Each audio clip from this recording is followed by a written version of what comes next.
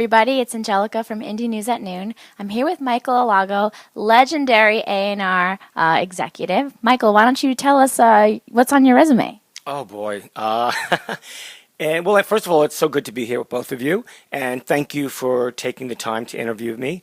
I was an A&R executive from 1983 to about 2004. The second band I signed to Elektra Records is Metallica, and at some point when I was at Geffen, I signed White Zombie, and in between Metallica, White Zombie, I signed an artist named Michael Feinstein and Nina Simone, the great Nina Simone. And it's two ends of the spectrum because I am just such a music fan that I have always loved everything from the Great American Songbook to heavy metal.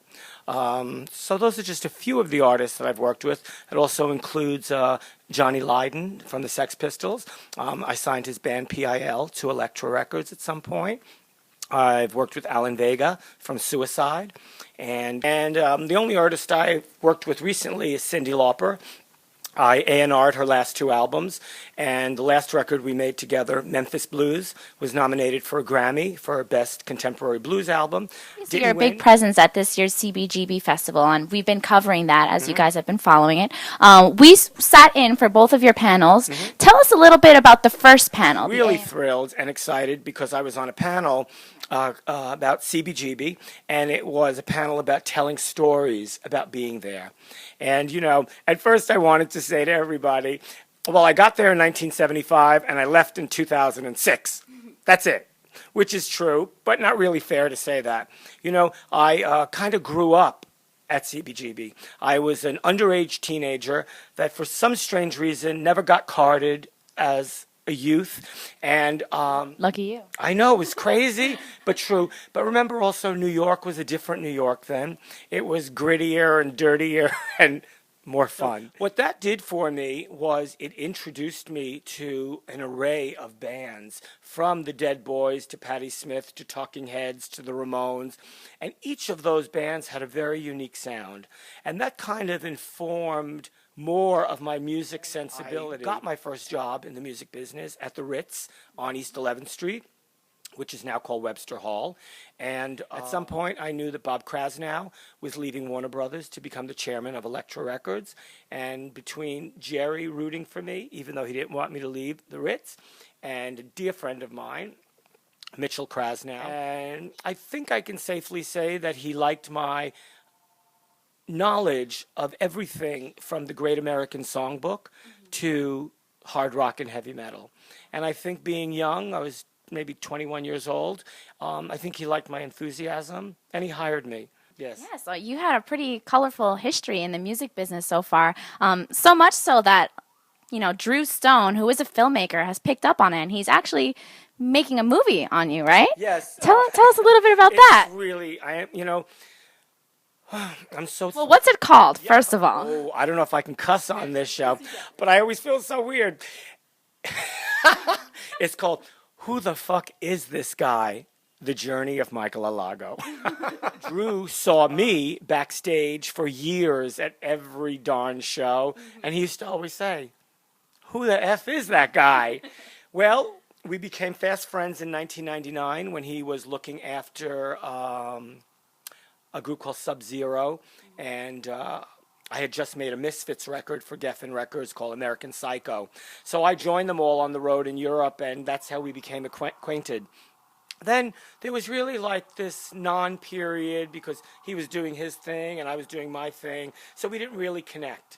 And then once we did, because he said, I want to have lunch, and said, I want to make this documentary about you because your life has been so interesting.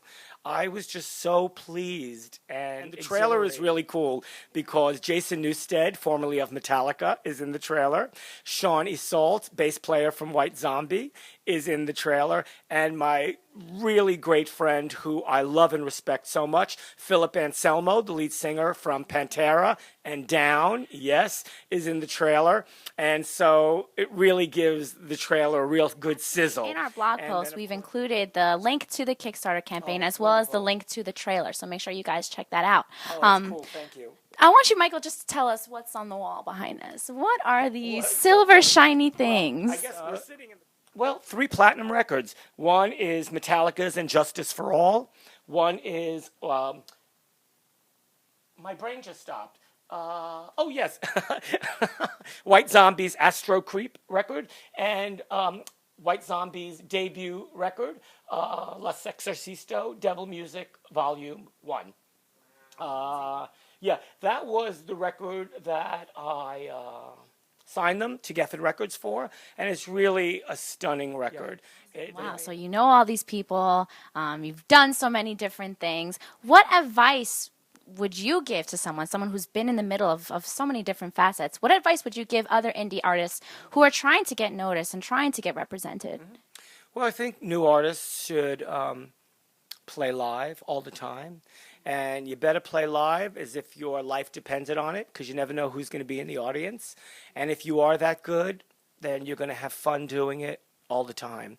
You know, if you're an indie band that doesn't want to be on a major label, then as we all know, this day and age, the internet is so important to us. You know, you make independent videos, whether it's on the street, in the forest, in a garage, you know, something that just captures your appeal. When you put your best foot forward, I always like to think good things can happen. Awesome. Yeah. That's some excellent advice. Oh, So Michael, I thank know you. that you've worked with all these metal and hard rock artists, but I also know that you've worked with Nina Simone and Michael Feinstein. So tell us a little bit about that. Well, Michael Feinstein and Nina Simone are definitely the other end of the musical spectrum. But like I said, I am a fan, and I always wanted to hopefully sign artists that had something to say. I loved him so much, and the consensus was that he should be signed to Elektra. I was his A&R person, and the first record we made together was really extraordinary. And of course, when we go to, and I have to show this to you. I don't know, can you see this? Oh, great.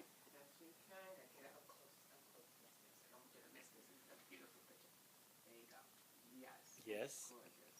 So that was me and the great Nina Simone, taken by Carol Friedman. And, you know, Nina was my absolute favorite artist. You know, if you know, when people say, well, what are your desert island favorites? What are the top 10 records? You know, I think if I could only ever hear one voice ever again, it would be her voice, because I just respected her so much as an artist. The record that I made with her, called "A Single Woman," is the last recording that she ever made. We fashioned that record after the Frank Sinatra record, "A Man Alone," and the Billie Holiday record, "Lady in Satin." So thank you so much for asking me about her, because I could just go on forever, because she was extraordinary and near and dear to my heart. Thank you guys for watching our interview with Michael Alago. Make sure you donate to his Kickstarter campaign. Make sure you check out the trailer, and also keep staying tuned to our coverage of the CBGB Festival. We have one more day. Well, thank you very much. It's been awesome. See ya.